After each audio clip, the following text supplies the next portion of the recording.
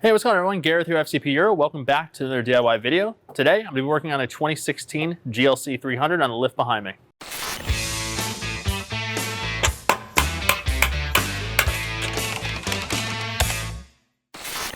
So, normally you'll see me working on BMWs, but today I have the ability to branch out and work on a Mercedes.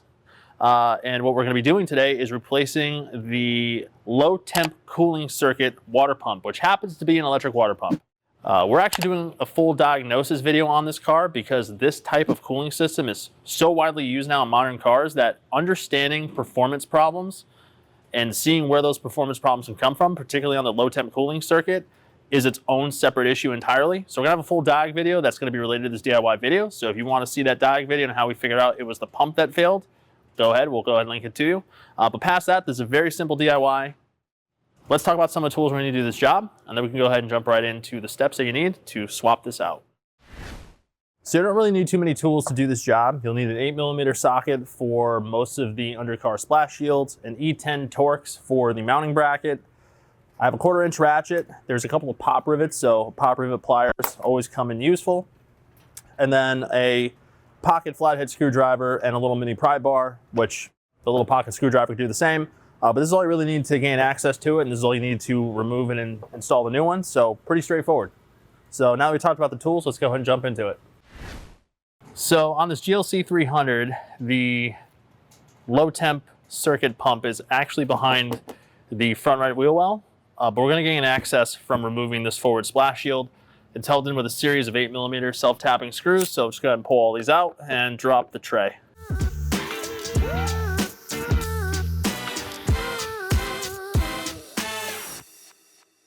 And then once you have this tray removed, you're going to see some hoses over here in this direction. You're going to see a smaller pump here. Don't confuse this with the pump that we're actually replacing, which is straight ahead here. It's going to be the larger pump. So just keep an eye out for that. There's a small pump and there's a large pump. We're going to remove the larger pump.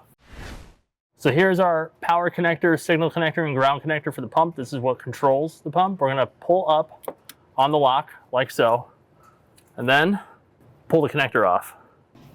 We have a bracket here that holds the pump in place. We're going to drain coolant first. And so we have our coolant line in. This comes from the radiator, so this is the lowest point of the system.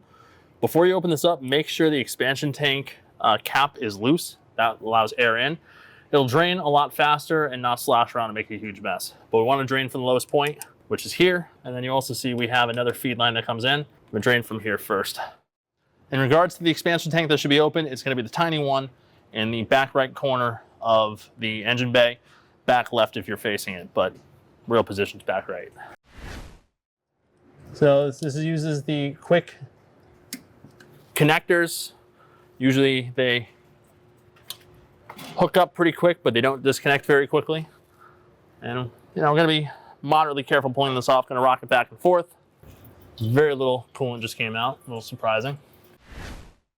All right, so next up, we're gonna go ahead and pull the tab on this one. I have a feeling this will be the gusher.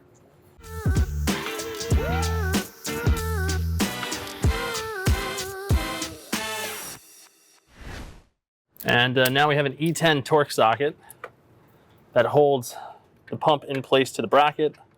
So go ahead and loosen that up. And then we should be able to just pull this pump out. I'm very surprised more coolant didn't come out, but I'm not complaining because, quite frankly, getting coolant all over the place is not a lot of fun, so that was a nice little surprise.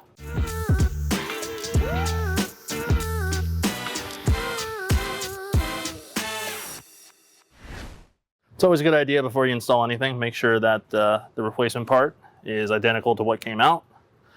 In this case, we have a Bosch number 0392 024 050, 0392 024 150. That's okay because sometimes these Bosch numbers are different between the original equipment and the OE aftermarket. It looks like, yeah, this has a rubber isolator on it. This one doesn't. Well, it does, but it's not as molded and smashed. So we're gonna go ahead and just put this up in a position. I'm going to reconnect the hoses first. just so that I can kind of orient this correctly.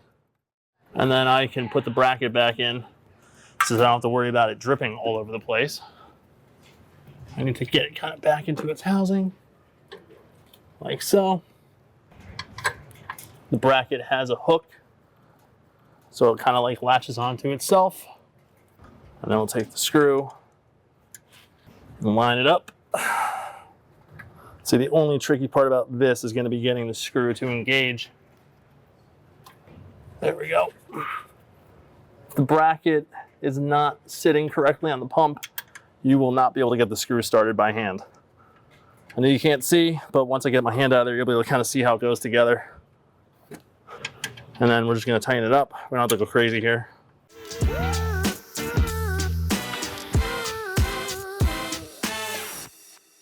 What I was saying before is if this metal bracket is not sitting in that rubber bushing perfectly, you will not be able to get this screw for the bracket started by hand. It'll be a little bit off and it'll be very tight. It should not be tight.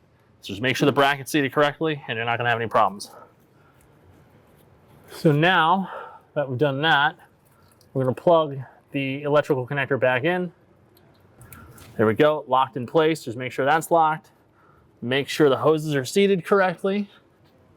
Again, those are quick connects, so if you push it in, you'll kind of feel it click, and the little metal tang or retainer should lock it in place. So at this point, we're going to lower the car back down. We'll refill the cooling system right now, refill it with some coolant, and then we want to command the pump on with a scan tool. And number one, make sure that it's running, and also make sure that it's not leaking. And more importantly, make sure that the new pump that we put back in works. It's really unfortunate to get this far and then find out that you may put in a new defective one, and while that is rare, it does happen from time to time. Verify the repair. All right, so just need to put some antifreeze here to top it up. I'm going to use the scan tool to power on our low temp pump, but of course you could run the car and do it. The pump should be running, period. And we're using Zerex G40, which is the required coolant for this car. Obviously, always make sure you're using the correct antifreeze and mixing it appropriately for wherever it is you're located. 50-50 is usually going to be perfectly fine. So at this point, let's just make sure that the pump works. Like I said, I'm going to use the scan tool to do it, but you could start the car and let the car run. We're going to want to keep an eye on the coolant level because it will suck down some coolant and you're going to want to top off. So I've actually filled it pretty high. And let's see what happens. So you can see it's pretty straightforward to replace the intercooler pump or low temp coolant circuit pump on a GLC 300. This is going to be a pretty similar process for any M274 powered Mercedes. In this particular case, only really 3 connections to the pump. You have your inlet and outlet hose, and then you have your electrical connector and then the one mounting bracket. So couldn't be any simpler. This fixed the problem in this car. We do have a full diag specifically on this car with this problem, where we talk about this in a more agnostic nature, but your more common faults on this are almost always going to be related to the control unit side, which, given my experience with BMW electric water pumps, this is almost always going to be the problem. So with that said, we hope you learned something. If you have any questions or comments, leave in the comment box below. If you like this video, hit the like button. And of course, you'll want to hit subscribe. We always have a lot of videos on the way. And we'll see you for the next one. Thanks for watching.